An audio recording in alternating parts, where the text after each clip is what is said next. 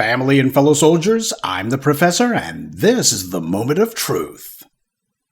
Everyone by now has no doubt heard that during the State of the Union address, Congressman Al Green, Democrat of Texas, disrupted the proceedings. Now, the Republicans and a number of members of the left corner of the white media have decried this loss of decorum, but they all got no one to blame but themselves, especially the Republicans.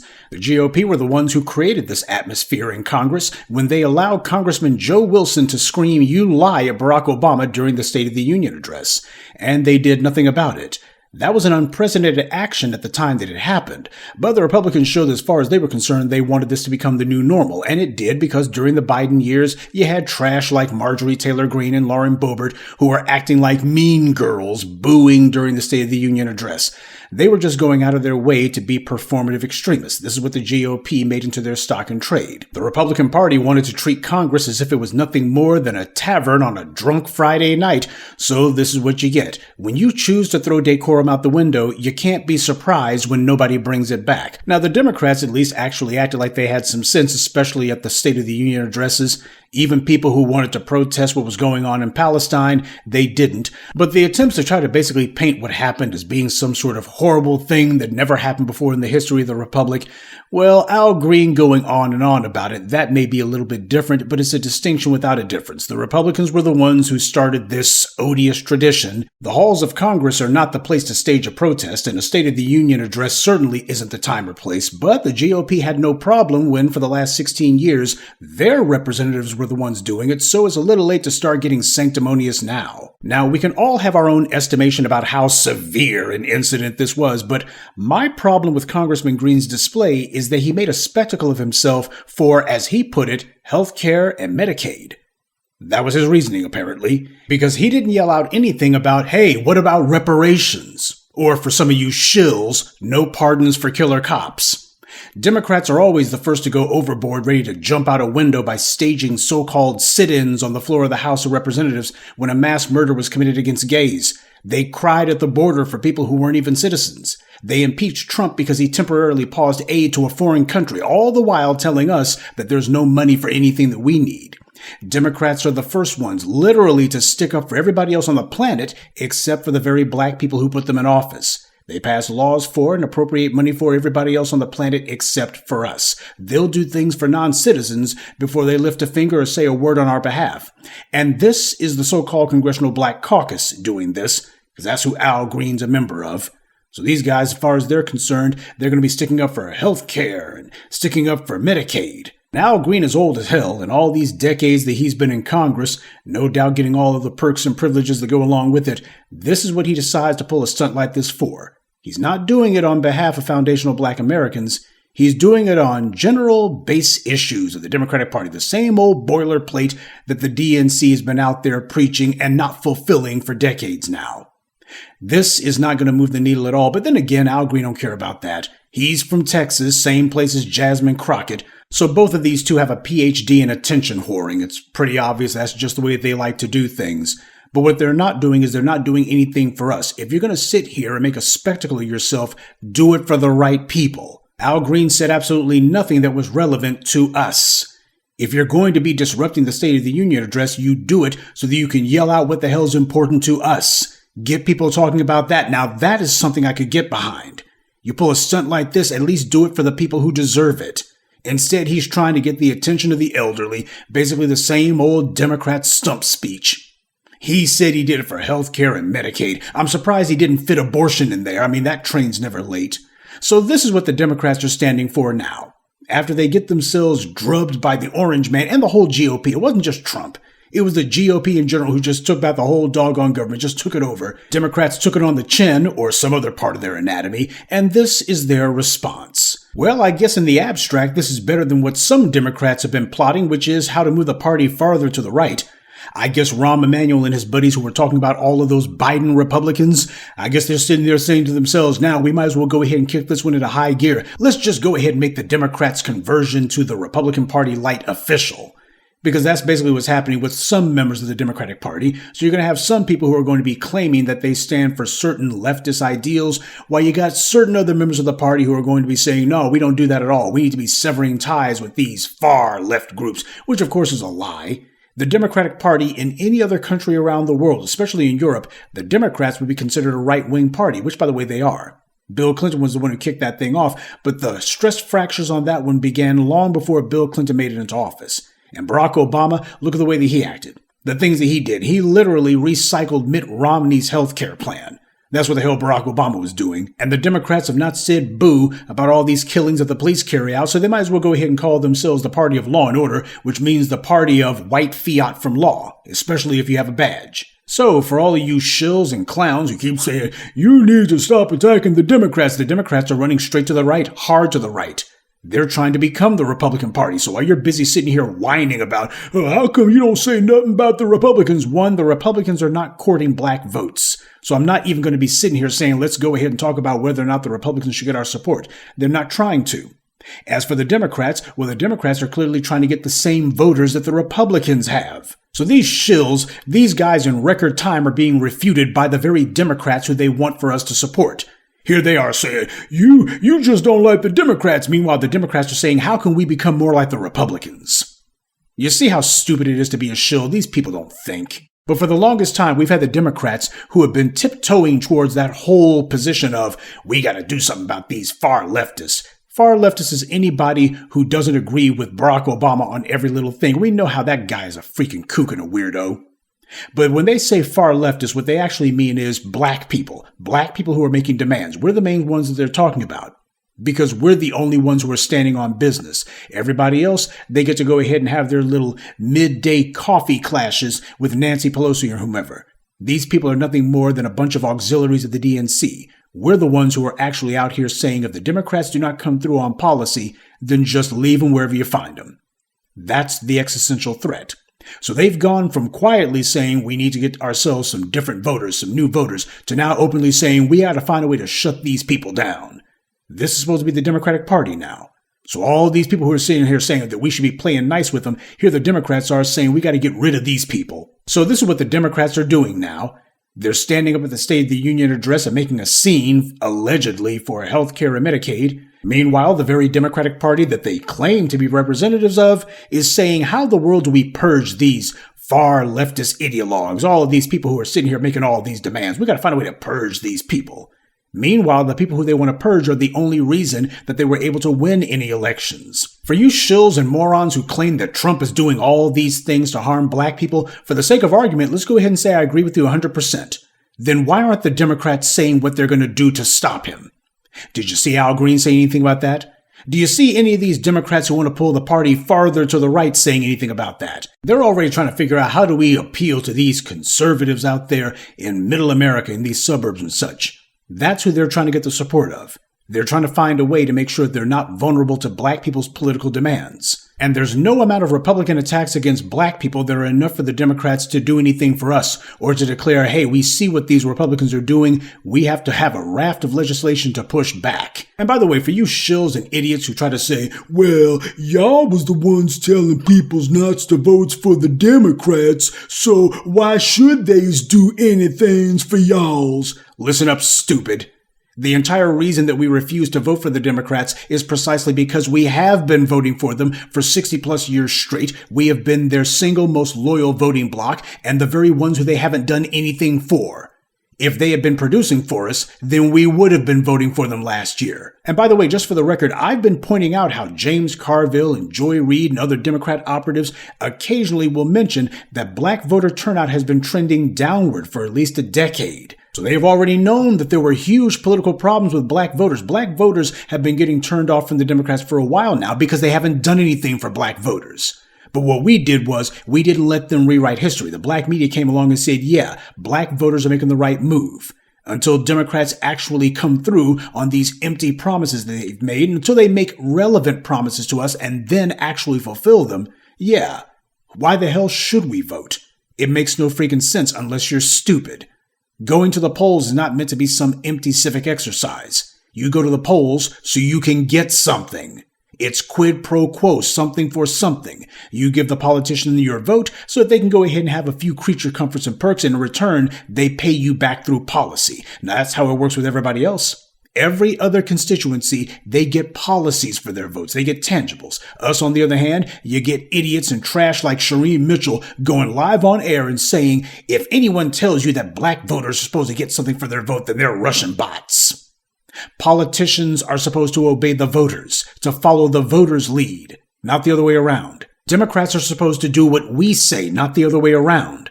They're supposed to chase our support, to pursue our support, not have us trying to chase them down and try to pin them down on whether or not they're going to do what they said.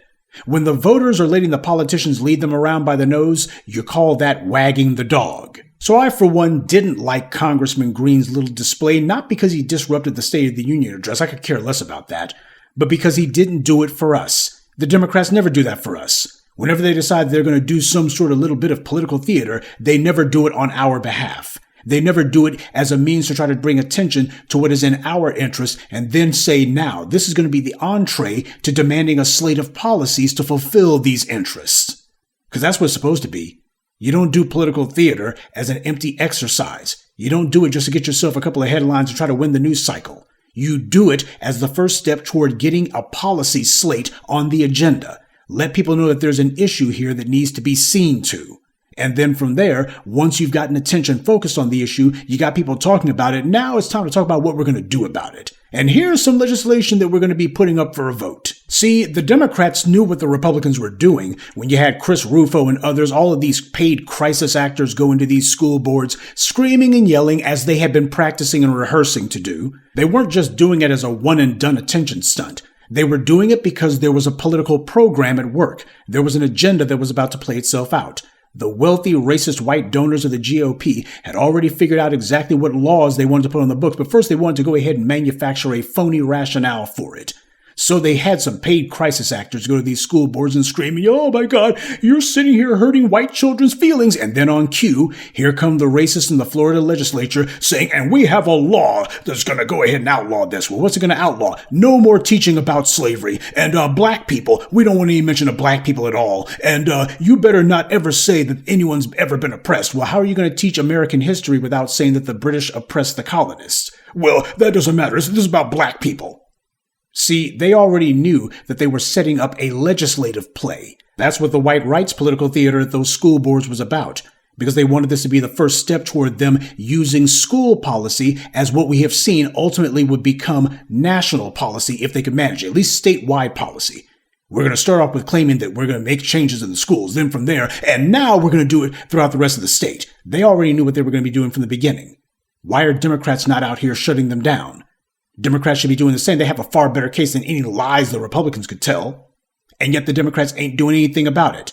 And these shills that you see, they're not saying anything about that either. So what does that tell you? Now, there's also another subject that needs to be covered in this morning's briefing. Ben Shapiro is desperately trying to get what little notoriety he thought he had back. He's taken a page from Tucker Carlson's playbook, and on Shapiro's so-called website, he's published what he calls a letter saying that he wants Derek Chauvin to be given a federal pardon. And Elon Musk, being who and what he is, he decided to retweet this on X and say that this is something that needs to be looked into. And since Musk is the actual president of the United States these days, it remains to be seen whether or not he's going to use his pardon powers to go forward with something of this nature. The shills have been using this particular development as their little political football, so let me go ahead and address this one directly. Derek Chauvin was convicted in both federal and state court. His federal conviction, even if it was pardoned, it wouldn't get him out of prison even one day sooner, because he still has to serve his entire state sentence. But here's the real crime. So even if the orange man does give Chauvin a pardon, it's not going to get him out of prison because he still has to serve his state time regardless. But here's the real problem. When Chauvin was convicted at the federal level, Biden's DOJ refused to demand that his federal sentence run consecutively with his state sentence. In other words, instead of him basically serving both sentences at the exact same time, what they should have done is to demand that after he served his state time, he must also serve federal time. That would have given him a minimum of 40 years in prison. That's what should have happened. But the Biden DOJ didn't do that. The same way when it came time to sentence Ahmaud Arbery's murderers, the Biden DOJ did not demand a consecutive sentence either. They did not make a stink in the courtroom and say, you, judge, you have to sentence these people consecutively. But then again, when Biden's DOJ prosecuted the January 6th insurrectionists, it was the judges who were asking the U.S. attorneys why they weren't demanding harsher sentences. It was the judges asking, why are you guys going with these lowball charges? Biden's DOJ was more interested in just being able to say so-and-so was convicted as opposed to making sure that they got hit with the right amount of prison time that they were supposed to get. Seems that whenever the offender is the right color, it's never the wrong time to give them a slap on the wrist. But you know what? The prospect of the orange man giving a pardon to Derek Chauvin of all people, that's precisely the kind of outrage that the Democrats would like to see happen, exactly because of the fact that it would ignite huge amounts of public outrage against the orange man without the Democrats having to promise to do anything. See, it would be one thing if the Democrats were pointing out that they're going to make sure that there's not going to be any more Derek Chauvins running around free, but then again, isn't that what the Democrats said back in 2020? Whatever happened to the George Floyd Policing Act?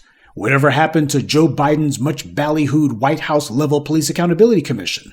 Well, we know what happened with the so-called Police Accountability Commission. The instant that Biden was declared the winner of the 2020 election, he immediately said, I don't have time for it. Congress should handle it. And of course, Nancy Pelosi and the boys said, well, we don't have time to do it either, so we'll just have to get back to you about it. And as for the George Floyd Policing Act, nothing was done on that. So all of you shills who are upset at the prospect of Chauvin getting a federal pardon, I'd like to know why the world it is that you never pressed Joe Biden and the Democrats about why they didn't fulfill any of the alleged police oversight measures that they ran and campaigned on, and why it is that you're not demanding that the Democrats run on it now. If you were really serious, that's what you would be doing.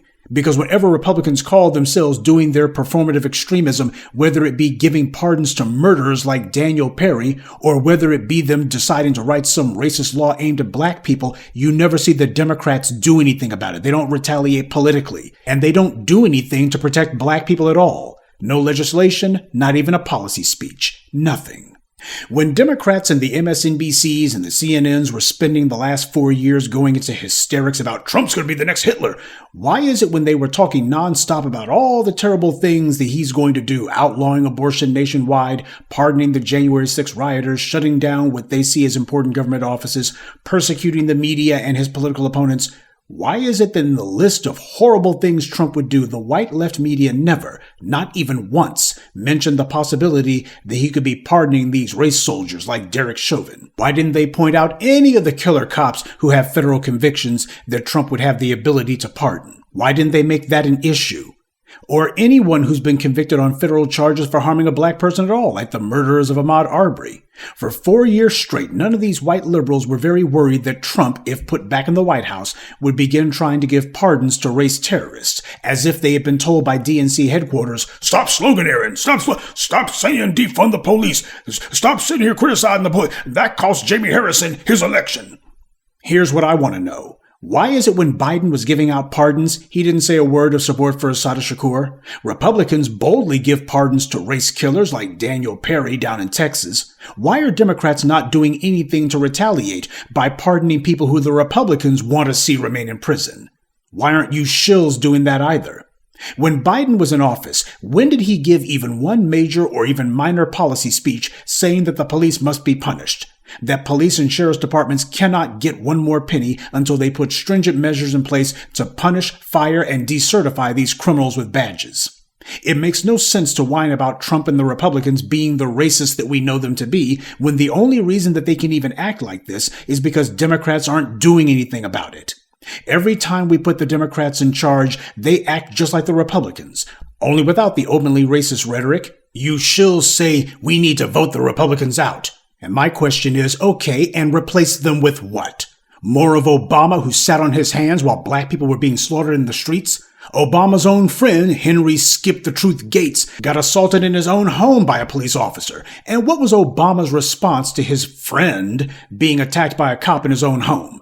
Being forced to have to walk on that lame handicapped leg of his because the cop didn't care. What was Obama's response to that? He invited the thug in question to the White House to drink beers with him. He rewarded him with a visit to the White House after he assaulted his friend. and told Skip Gates, you need to sit here and have a beer with me. I got to think about my poll numbers. I'm trying to run for re-election in a few years, so I don't want any problems now. Sir, got to make sure we keep them white suburban votes happy. Don't want no problems. That's what Obama did. No Democrat has ever or would ever say that if you're not punishing the police for the crimes they commit, then you are soft on crime. No Democrat would ever say that. Obama didn't. And he did nothing about the Flint water crisis either. He didn't prosecute anyone for that. You're so concerned about Elon Musk and Donald Trump violating environmental regulations, they've been doing it the whole dang time. In places like Michigan, places like Texas, Louisiana, Georgia, Virginia, they've been doing it the whole time. And Democrats have done nothing about it. Oh, there's going to be race criminals out here looking to harm black people. Well, when Obama was in office, how did he respond to the Mother Emanuel Church massacre? He came to town and sang a couple of bars of Al Green. He didn't declare war on white nationalists. He didn't make an issue of it. He did nothing but spout some empty words, hot air. Why? Because that murder happened just before the next election cycle was going to happen in 2016, and he definitely didn't want to make race an issue so that Hillary Clinton would have any stumbling blocks in her path to the presidency. All he could think about was his legacy. And what was his legacy going to be? That he was going to have 12 uninterrupted years of Democrat control of the White House, if he could just set it up the right way. And how would he set it up? By making sure that he didn't offend any of those racist white voters in the heartland by going after the white nationalists who are harming black people. And we really don't need to talk about how Kamala Harris is no alternative to the Republicans. When she was the Attorney General of California, she fought tooth and nail to prevent public defenders from getting access to the disciplinary records of dirty cops. And then she fought tooth and nail to prevent California State Police from having to wear body cameras. This is what she did in a blue state. And then she went and lied about it every day that she was in the Senate and the White House and during her failed presidential campaign. See, this is what they were doing before Trump even thought about getting into politics. Or maybe we should replace the Republicans with someone like Joe Biden, who wrote the '94 crime bill and spent the better part of 50 years taking every racist dig that he could at black people. Joe Biden, who I believe illegally diverted COVID money to the police, which, by the way, is not where we're supposed to go. If you want to have money sent to the police, you're supposed to do that through a formal vote through Congress. But he did that as a way to bypass having to force the Democrats to go on the record voting to give money to the thugs in blue. That's why he did it that way.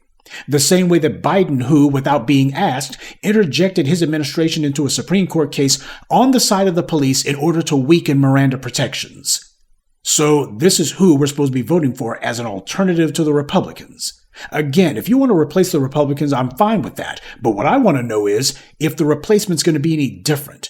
Because if your solution is to put these Democrats in charge, then that means there will be no difference. Where's the Democrats at to vow to be our retribution? Where are the Democrats at to vow that so long as they're in charge of this or that state, then none of these race killers are going to be getting a pardon? See, Republican governors have no problem running on that platform.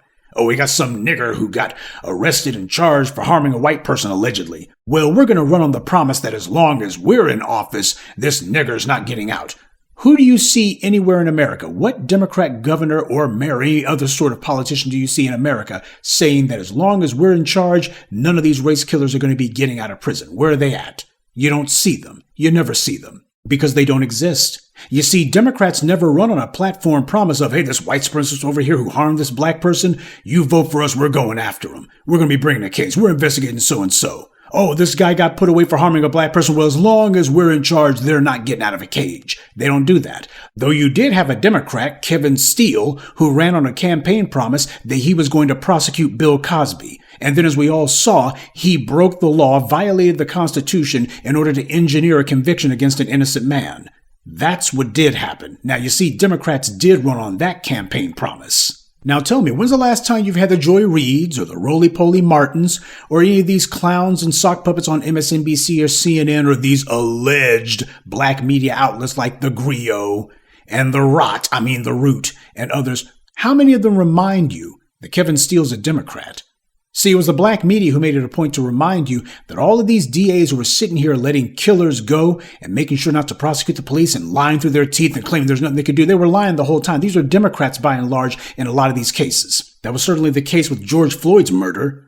The local Democrat prosecutor there didn't want to bring the case. Amy Klobuchar, who's currently a U.S. Senator from Minnesota, when she was the prosecutor in Hennepin County, she refused to prosecute Derek Chauvin. She had a case against him then, back in 2006. Could have taken this animal off the streets then, but instead she decided, you know what, I'm not doing anything, kick the can down the road. I'm trying to seek higher office, and after all, we got to stay on the good side of the police unions because, the cops do such a dangerous job. So you had prosecutor after prosecutor, one Democrat after the other, who had opportunities to put this animal away and refused to. And you'll recall that the mayor down there, Jacob Fry, he was siding with the police.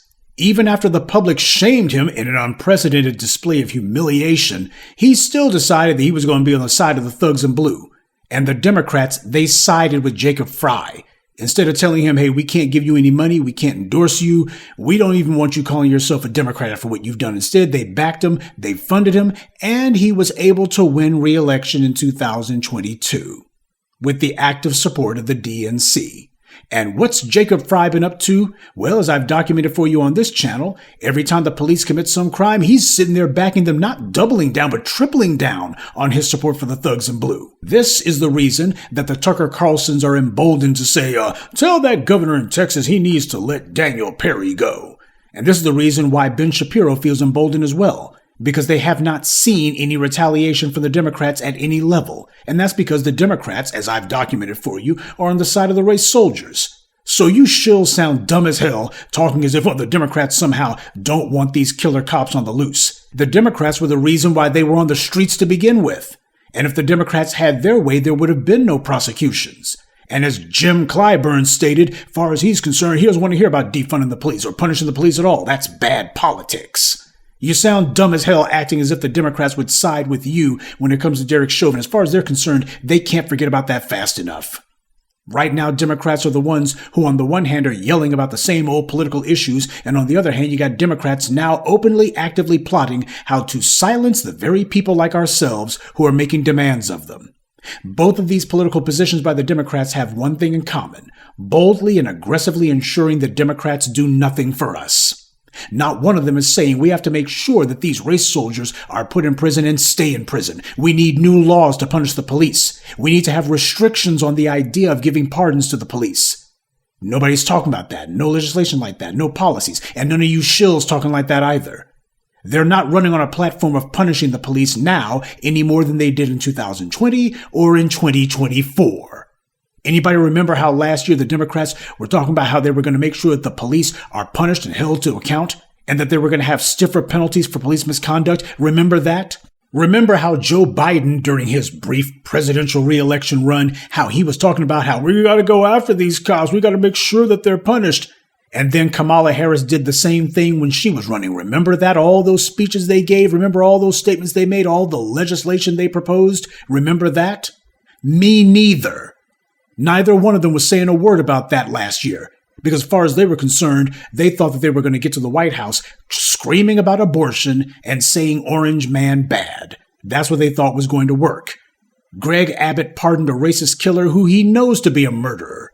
Now, I'd like to know what Democrat anywhere is running on a platform in Texas or anywhere else in America of making sure that the Greg Abbotts and that the Ron DeSantis and the other trash can never give pardons to race killers again. What Democrat is running on that platform of saying, hey, look at this white killer over here who Greg Abbott pardoned. And this is the reason why you got to vote Democrat, so we can put more of these white nationalists and these white supremacist murderers in cages and make sure they never get out. Who's running like that? Who's running on that platform? What Democrat is willing to make Daniel Perry or Derek Chauvin or any other white race killer into the GOP's Willie Horton? And if you don't remember who Willie Horton is, look it up. You shills talk as if Democrats are tough on the police when they're not. You talk as if the Democrats got all these ideas, all these things they're going to do. They keep making phony promises, empty talk, and as soon as they get around the police unions, they immediately tell the police unions, oh, don't worry about any of that stuff that we were saying. We're not going to do anything. In fact, we're going to make sure you guys get more money, rewarding them for their murders and their racism. That's what the Democrats have done, just like the Republicans. But you know what? If the orange man did decide to do some sort of stupid message pardon for Chauvin, even though it wouldn't help him get out of prison, what it would do is it would put pressure on the Democrats as to what their retaliation response would be. Would the Democrat authorities in Minnesota declare that, hey, we got to go ahead and prosecute Chauvin for some more stuff? There's been other victims of Derek Chauvin who have made accusations. that are within the statute of limitations. The perfect reprisal would be, you know what, these other cases against Chauvin, we're going to go ahead and bring them at the state level, and we're going to have these sentences run consecutively with his conviction for the murder of George Floyd. Do you see the Democrats talking like that at all? Do you see any of them saying if there is any move made to pardon any more of these white race killers, we're going to make sure that we have new legislation that is going to curtail Republicans' ability to be giving pardons? Do you see them saying that at all? No, they're not. Now, over here in the land of black empowerment, we're not sitting around hoping that the Democrats are going to discover morality one day. And a pardon for Derek Chauvin would be exactly the kind of thing to remind people how the Democrats are not seriously trying to keep any of these race soldiers in cages where they belong. It would also remind them that anti-black racism is alive and well. It's exactly the kind of thing that would force people to do what they were trying to avoid doing up until 2020, and that is directly fighting white supremacy. So no, I would not want to see Derek Chauvin given a pardon at all, even though it wouldn't change his circumstances. But by the same token, what will it take to get people off their butts and recognize the threat in front of them? Seeing an honest white supremacist president like Elon Musk giving a pardon to a white race killer. Yeah, that's exactly the kind of undeniable racist outrage that would remind people why these white supremacists need to be fought and why you can't depend on the Democrats to do it. But my fear is that just like in 2020, the Democrats will sit here and give some phony, insincere rhetoric, and even though the people at the grassroots level in the streets will be the ones doing the heavy lifting, the Democrats will once again try to run the con that, oh, well, you see, we were behind this. We're on the side of the angels. The Democrats put us in there, and we're going to have another George Floyd Policing Act proposal. And how about a White House level police accountability commission? That's what we propose to do. Get us back in there in 2026, and the Democrats will go ahead and make some more phony proposals that we don't ever actually intend to enact. That's what the Democrats are planning to do. If people start getting out in the streets again, the Democrats are going to look at that, and the same Democrats who are claiming that we got to get away from all of these far left people, all these far leftists, these people are bad for the party. They'll be the main ones sitting there saying, oh, you know what? We got to find a way to get these far left people, now that they're energized, get them to try to vote for us. Go ahead and tell them that we sympathize with them, but don't say you're going to do anything. Just like they did during the Black Lives Matters era. All those BLM protests, and the Democrats sent out the memo saying, do not promise to do anything. Go ahead and tell them that you sympathize with them, but that's about it. Now, how do you think you sound saying that we should vote for that? So Al Green and the rest of the party, they might as well make a scene. As long as the Democrats refuse to do anything that benefits us or punishes those who harm us, as far as I'm concerned, let them holler. Good day, and be one. I'd like to take a moment to mention some of our contributors: Clifford Lewis, Richard Griffith, Ursula Howard, Neil Saphir, and Antithesis. Salute to them, and thank you to everyone for listening, liking, and sharing this message. Black empowerment only exists because of you.